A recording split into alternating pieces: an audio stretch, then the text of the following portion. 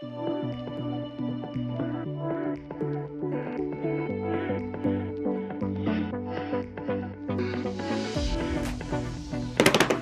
everybody, my name's Caleb. All you gamers out there know that cheat codes are the guides or methods that help you do things like advance to new levels, get special powers, and generally win the game faster. When you have the cheat codes, you have a shortcut to win. Like Ty, the Tasmanian Tiger. Left, right, Y, B, B, Y. B. I didn't even press that right.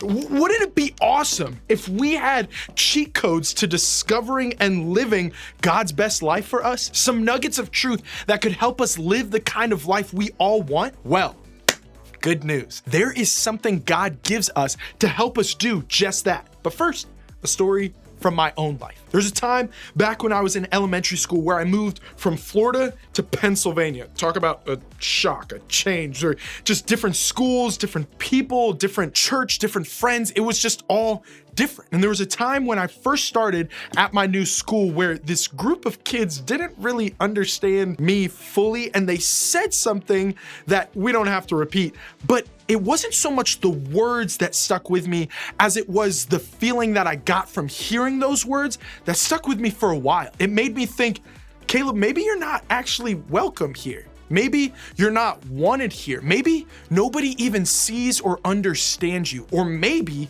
if forget all what they think, maybe I'm not even who I'm supposed to be. Really, like crazy big things to think about, right? And maybe you've experienced something similar to that before. And if you have, then you don't need me to tell you that words have so much power. Because of that, the way we use them can have a huge impact on our relationships. The truth is, we say a lot of words every single day. Some of us may say more than others. Me, I'm guilty. But my guess would be that we don't always think through most of the words we say before actually saying them. It's easy to recognize the impact others' words have on us, but we don't often think about how our words affect others. Imagine what it would be like to hear every single word you said each day. If someone recorded all of the things you said, would you be okay if they played them back for you in front of everyone right now? I sure wouldn't. When it comes to our words, at times, we're all guilty of not considering the impact they can have on others. We don't always treat our words like they have power, but in reality, they do. Maybe you talk differently about certain people than you talk to them. You're okay talking about someone with your friends when they're not around, but when that person walks in the room, your words change completely. Or maybe you like to make rude jokes about someone on your team or make fun of someone in your class, but you wait until there aren't any adults around to hear you do it. Maybe you're really good at saying what you don't mean or meaning what you don't say. The words that come out of your mouth may say one thing, but your tone says something completely different. Maybe you use a harsh tone with your siblings, or a sarcastic tone with your teacher, or even a tone with your friends that doesn't leave them feeling great. And while your words on their own aren't bad, your tone is telling everyone what you really think. Or maybe your trouble with words starts when there's an argument or a fight. Different people respond in different ways to conflict and drama, right? Some people yell, some people get quiet, some people get defensive, some blame others, some start telling everyone about the drama, some just want to run away completely. No matter how you respond, if you're honest, you'd have to admit that when you do, you aren't always thinking about choosing your words well. No matter which category you fall into, we can all probably admit that we often use our words in ways that aren't great. We don't always consider the impact of our words on others. So the question is this: how do we change that? Like, what's the cheat code to help us think about what we say before we actually say it? How can we use our words with wisdom? And the answer to that question is actually found in the question itself. It's wisdom. Wisdom is doing what's best for you and the people around you. It's not just what's right, it's what's best. It's being able to navigate all situations in a way that's good for everybody. Wisdom helps us win at life, and that makes it the cheat code to help us manage our words wisely. Thankfully, the Bible provides so much wisdom about so many things, including our words. Today, we're gonna look at a verse in a book called Proverbs that I think will help us think about our words in a better way. Proverbs is actually a collection of wise sayings, mostly from a guy named King Solomon. That's a fun one to say. Say it with me, ready?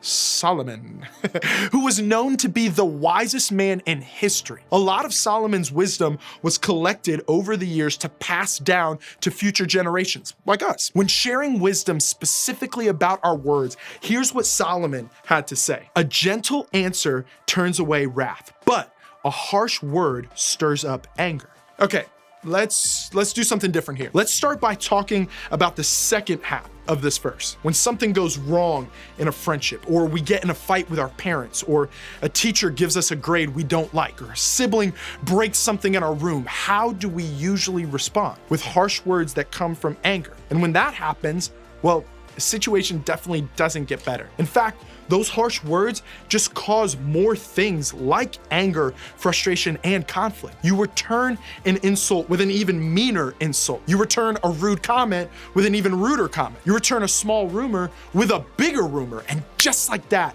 things get messy. That's because your words can create a reaction. When we respond harshly, it's like we're using a sledgehammer.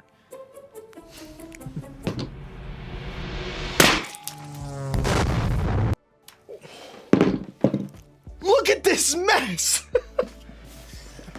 Using a sledgehammer with our words can be explosive. It can destroy, it can be chaotic, and it definitely doesn't make things better, does it? It only leaves behind a big mess. But go back to the first part of that verse with me one more time. A gentle answer turns away wrath.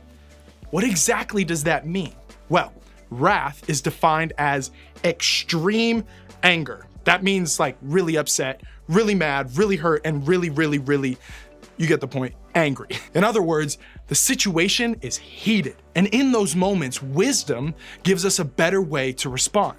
According to Solomon, a gentle word or a calm, kind, soothing word is the answer. When drama or fights or misunderstandings or hurt feelings pop up in our relationships, isn't that what we want? A way to cool it back down?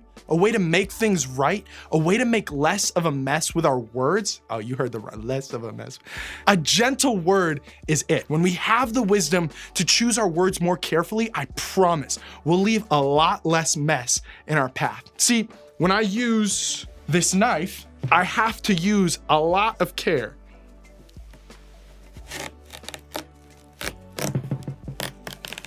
That's such a satisfying crunch. There's definitely a better way to cut.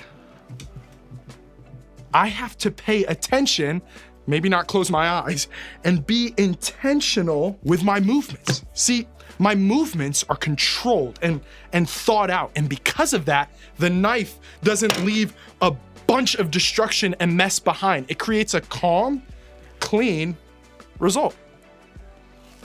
And look how easy it is to eat. Now, I know it's a lot of fun to see a watermelon just get destroyed, but in real life, I would much rather eat a nicely sliced watermelon than a pile of mushy, messy watermelon. And the same is true with our words. I'd much rather speak gentle, calming words to the people around me than messy, destructive, hurtful words, because the reality is your words matter. Now, maybe you're thinking, but what about the person who hurt me? Maybe they deserve a harsh word. And listen, I get that. Sometimes we want to stir up anger. We want to hurt the person who hurt us. But the truth is, harsh words may feel like they help you gain power in that moment, but there's actually more power in a gentle response. A gentle word changes the situation. It helps you become the one who influences the rest of the conversation and the future of the relationship. Choosing a gentle response is wise, and wisdom is truly powerful. So remember, your words matter. If you want the best relationships with others and the kind of life God has for you, one of the best things you can do is to choose your words wisely, which sounds great, but how are we supposed to do that? I mean, it's a lot easier said than done, but wisdom is our cheat code, right? And that means being wise with our words will help us get where we want to be in our relationships. So here are 4 helpful ideas that can guide us when it comes to our words. First, hit pause. Sometimes when you're hurt or angry, the best thing you can do is nothing at all. In the moment, try not to do anything. Pause for a few moments or minutes or hours. You might even need to walk away. A pause is a great start to choosing your words wisely. Then use statements like, I think and I feel. These are great phrases to use when talking about your feelings without making the situation worse. Saying, I think that thing you said was mean feels way better than saying, you're mean, doesn't it? Responding with, I feel hurt that you asked her to be your lab partner when you know I liked her is more helpful than responding with, you're a jerk, right? These are great responses to help you remember to choose gentleness when you express yourself. Next, name what's bothering you. What's the emotion you feel? Do you feel hurt, jealous, embarrassed, afraid, insecure, sad, disappointed? When you name it, you can better communicate it. Finally, stop the back and forth. When you find yourself trading harsh words back and forth with someone, just stop.